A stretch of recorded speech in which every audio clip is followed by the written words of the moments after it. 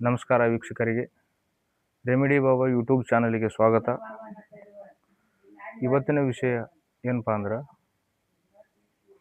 ಬೆಳಿಗ್ಗೆ ಎದ್ದ ಕೂಡಲೇ ಸ್ನಾನ ಮಾಡುವ ಮುಂಚೆ ಹಲ್ಲುಜ್ಜಬೇಕಾದಾಗ ಈಗೆಲ್ಲ ನಾವುಗಳು ಟೂತ್ಪೇಸ್ಟ್ ಬ್ರಷನ್ನು ಬಳಸುತ್ತಿದ್ದೇವೆ. ಅದರ ಬದಲಾಗಿ ಪುರಾತನ ಕಾಲದಿಂದಲೂ ಕೆಲವು ವಸ್ತುಗಳನ್ನು, ಮರಗಳಿಂದ ಕಡ್ಡಿಗಳನ್ನು, ಮರದ ಭಾಗಗಳನ್ನು ಹಲ್ಲುಜ್ಜಲು ಉಪಯೋಗಿಸುತ್ತಿದ್ದರು. ಮುಖ್ಯವಾಗಿ ಆ ಮರಗಳು ಯಾವುವು ಇವತ್ತು ಸ್ವಲ್ಪ ಚರ್ಚಿಸೋಣ. ಮೊದಲನೆಯದು ಆಲದ ಮರ, ಎರಡನೇದು ಮತ್ತಿ ಮರ, ಮೂರನೇದು ಹತ್ತಿ ಮರ, ನಾಲ್ಕನೇದು ಮಾವಿನ ಮರ, ಐದನೇದು ಬೇವಿನ ಮರ. ಈ ಮರಗಳ ಕಡ್ಡಿಗಳನ್ನು ಹಲ್ಲುಜ್ಜಲು ಬಳಸುವುದು ಅತಿ ಶ್ರೇಯಸ್ಕರವಾದದ್ದು. ಇವೆಲ್ಲ ಮರಗಳು, ಪ್ರತಿಯೊಂದು ಮರಕ್ಕೆ ತನ್ನದೇ ಆದ ಒಂದು ಶಕ್ತಿ ಇದೆ.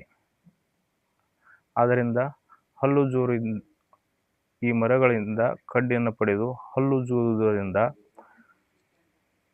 ಹಲವಾರು ಪ್ರಯೋಜನಗಳನ್ನು ನಾವು ಕಂಡುಕೊಳ್ಳಬಹುದು. ಬೇವಿನ ಮರ, ಬೇವಿನ ಮರದ ಕಡ್ಡಿಯಿಂದ ಹಲ್ಲುಜ್ಜುವುದರಿಂದ ಬಾಯಲ್ಲಿರುವ ಬ್ಯಾಕ್ಟೀರಿಯಾ ಮತ್ತು ಇತರೆ ವೈರಾಣುಗಳನ್ನು ಹೋಗಲಾಡಿಸಲು ಉಪಯೋಗಿಸಬಹುದು. ಆಲದ ಮರದ ಕಡ್ಡಿಯನ್ನು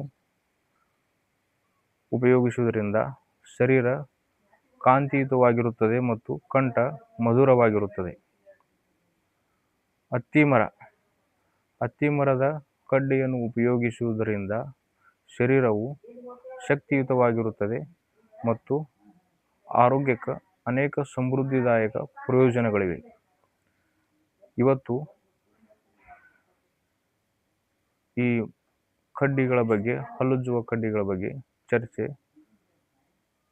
ಇಷ್ಟೇ ಸಾಕು.